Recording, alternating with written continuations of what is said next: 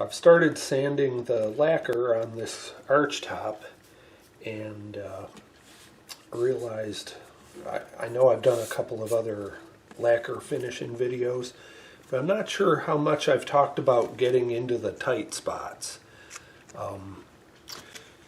You can use soft pads, really flexible things, or fairly stiff pads to do most of the surface on any kind of instrument, whether it's an arch top guitar or a flat top guitar. But no matter how close you try to come to these corners where there's a 90-degree angle, you can never really get right to the edge. I don't know, probably won't show up in the video, but you can see that the lacquer is a pretty well matted finish all the way up to the last maybe 1/8 of an inch, 1/4 of an inch from this corner, and then it's still shiny, and that is because I can't get the sandpaper in there. So there are a couple of ways. You could just like double over or quadruple over the sandpaper and try to sand in there, but it still winds up being a flexible pad. So as you get close to that corner, it really doesn't want to stay sitting right on the surface, and it moves away, and it's hard to get right in there. So what I have done for a long time is I use a bunch of tapered sanding sticks of various widths and thicknesses.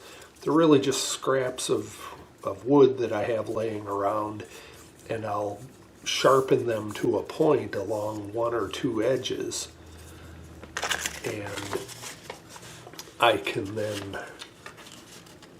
wrap the sandpaper around them and work this edge, or work the point right into this edge.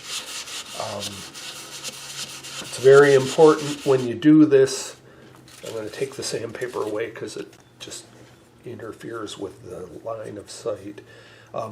It's very important when you do this to only have the edge of the wedge of wood actually making contact.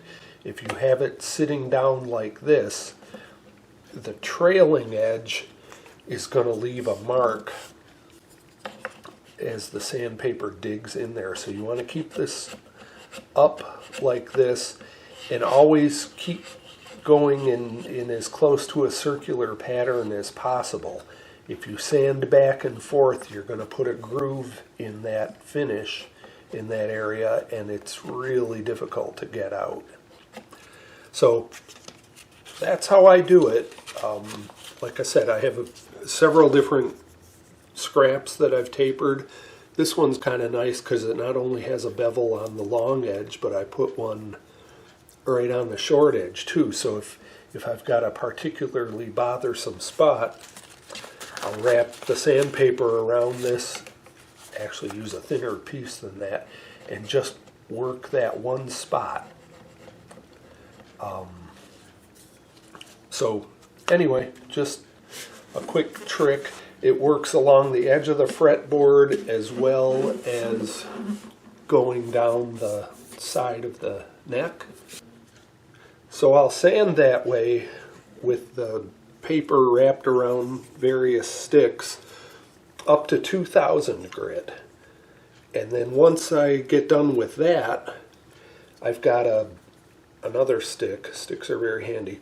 Stick with a piece of felt glued to it, and I'll apply number 4 Meguiar's heavy cut cleaner to the piece of felt and rub in a circular pattern. The felt kind of, after I glued it on, It was flush with the end of the stick, but now it has managed to work its way forward a little bit. So I can do this and just the felt is hitting on the guitar, not the stick, which makes it a little easier to work with. So I'll do number 4 Meguiar's all the way around, and on the heel too. I'll go up and down the heel with this. Bad camera angle or arm angle, but always in the circular motion. And then after number 4 Meguiar's, I switch to number 7 Meguiar's, which is just a finer cut. And I'll repeat the whole process with my felt pad. Once I'm done with that, then I use a little buffing wheel on a rotary tool and buff all the way around, and that usually seems to give me a pretty good finish. I sometimes have to go back and repeat in 1 or 2 areas, but it works pretty well. So just thought I'd share that little tip, and guess that's about it.